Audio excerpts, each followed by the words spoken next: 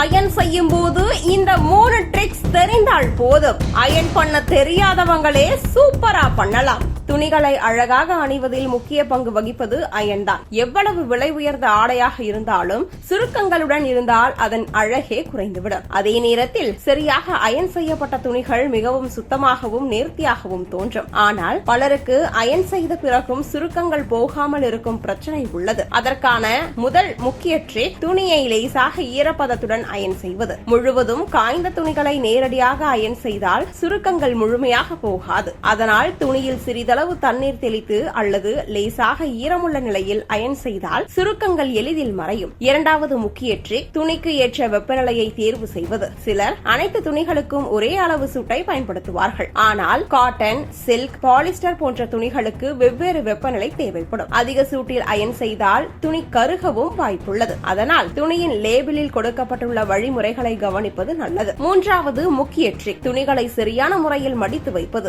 Iron செய்து முடித்த பிறகு உடனே சீராக ஆங்கரில் தொங்கவிட வேண்டும். சிலர் அயன் செய்த உடனே துணிகளை சுருட்டி வைப்பார்கள். இதனால் மீண்டும் சுருக்கங்கள் உருவாகிவிடும். அதேபோல் அயன் செய்யும் மேசையும் முக்கியம். சமமான மற்றும் மென்மையான மேற்பரப்பில் அயன் செய்தால் துணிகள் நன்றாக செட் ஆகும். குலுங்கும் மேசை அல்லது கடினமான தரையில் அயன் செய்தால் சரியான முடிவு கிடைக்காது. நல்ல தரமான அயனிங் போர்டை பயன்படுத்துவது சிறந்தது. சட்டை, பாவாடை, சுடிதார் போன்ற ஆடைகளை அயன் செய்யும் போது ஒவ்வொரு பகுதியையும் தனித்தனியாக அயன் செய்வது நல்லது. குறிப்பாக காலர், கைப்பகுதி, பட்டன் அருகில் உள்ள பகுதிகளை மெதுவாக அயன் செய்தால் ஆடை மிகவும் அழகாக தோன்றும். சிலர் அயனை நீண்ட நேரம் ஒரே இடத்தில் வைத்திருப்பார்கள். இது துணியை சேதப்படுத்தும். அதனால் அயனை எப்போதும் மெதுவாக நகர்த்தி கொண்டே பயன்படுத்த வேண்டும். குறிப்பாக வெள்ளை துணிகளுக்கு அதிக கவனம் தேவை. அயன் பெட்டியை அடிக்கடி சுத்தம் செய்வது முக்கியம். அதன் அடிப்பகுதியில் அழுக்கு இருந்தால் அது துணிகளில் கரை ஏற்படுத்தும். அதனால் சில நாட்களுக்கு ஒருமுறை அயனை சுத்தப்படுத்தி பயன்படுத்துவது நல்லது.